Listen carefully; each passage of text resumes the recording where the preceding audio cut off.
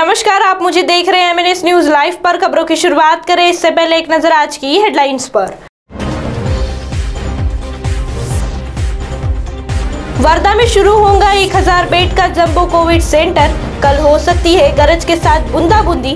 बीमारी से त्रस्त व्यक्ति ने खुद को जख्मी कर दी जान। आइए अब खबरें देखते हैं विस्तार से। वर्धा में शुरू होगा 1000 बेड का जंबो कोविड सेंटर। कोविड संक्रमण की स्थिति को देखते हुए जिले में कड़ी पाबंदियां लगाने की तैयारी है। पालक मंत्री डॉक्टर नितिन राउत ने सोमवार को पत्रकार वार्ता में जानकारी दी। उन्होंने कहा कि कोविड संक्रमित मरीजों के उपचार के लिए पर्यायी सेवा सुविधाओं पर विचार किया जा रहा है। वर्धा में जल्द ही 1000 बेड का जंबो कोविड सेंटर शुरू किया जाएगा। मानकापुर स्टेडियम में कोविड सेंटर के लिए भी चर्चा चल रही है।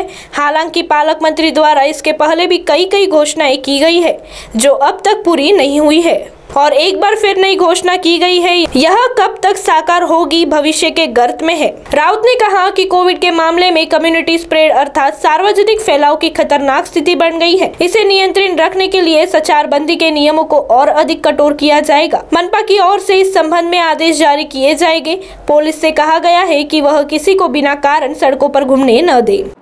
आज बरेच दिवसानंतर आपल्या सर्वांची भेट होत आहे आणि नागपूर जिल्ह्याची कोरोनाची परिस्थिती अत्यंत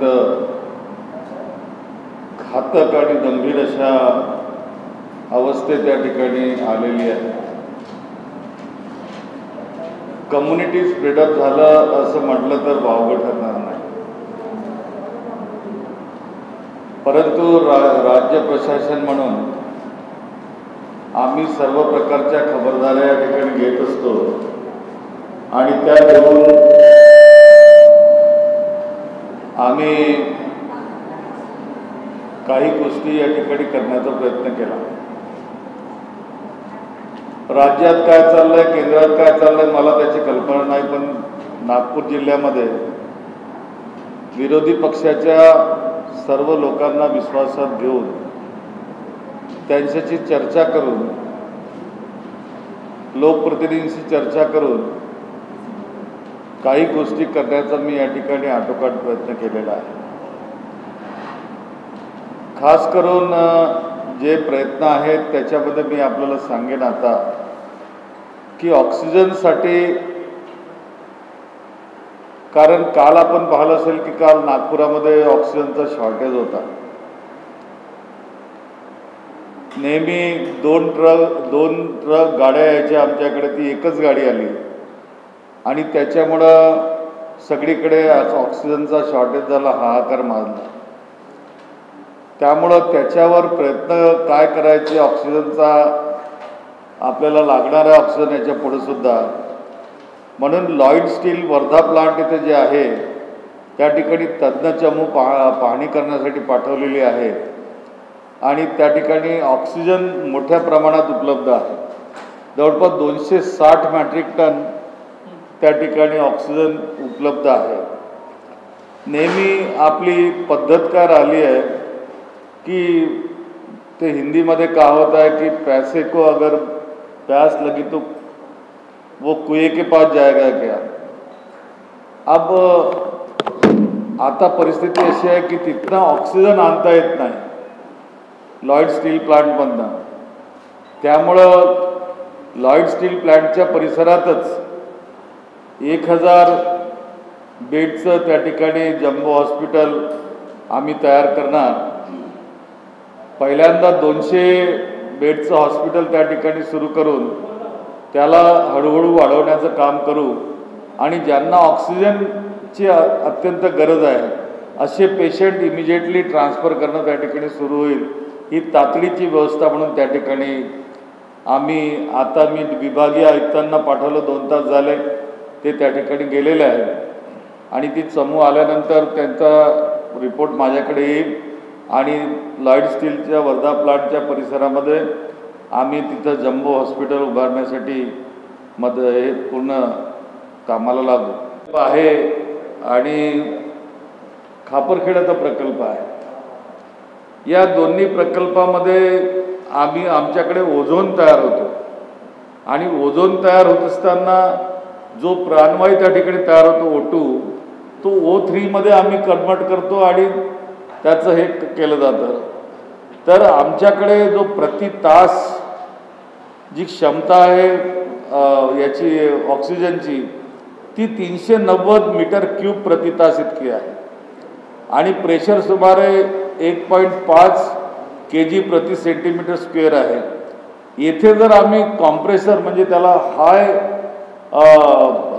याचा QRचा हे लागणार आहे कॉम्प्रेशर, जो कॉम्प्रेशर फक्त चायना, इटली किंवा जर्मनी या ठिकाणूनच अवेलेबल होतो आणि तो जर कॉम्प्रेशर त्या ठिकाणी बसवला तर 1000 सिलेंडर आम्ही दररोज या ठिकाणी देऊ शकतो. अशा प्रकारची आमचं नियोजन आहे.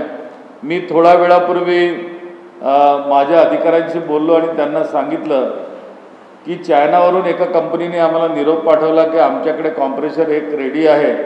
मी म्हटलं तुम्ही ताबडतोब एअरलिफ्ट करा, त्याला जे पेमेंट लागत असतील सगळे पेमेंट करा आणि ते पेमेंट MSCB तर्फे करा तुम्ही CSR फंडातनं. काही अडचण नाही मला, पण मला त्याला CSR फंड लागणारसुद्धा नाही कॉम्प्रेशर आणायला.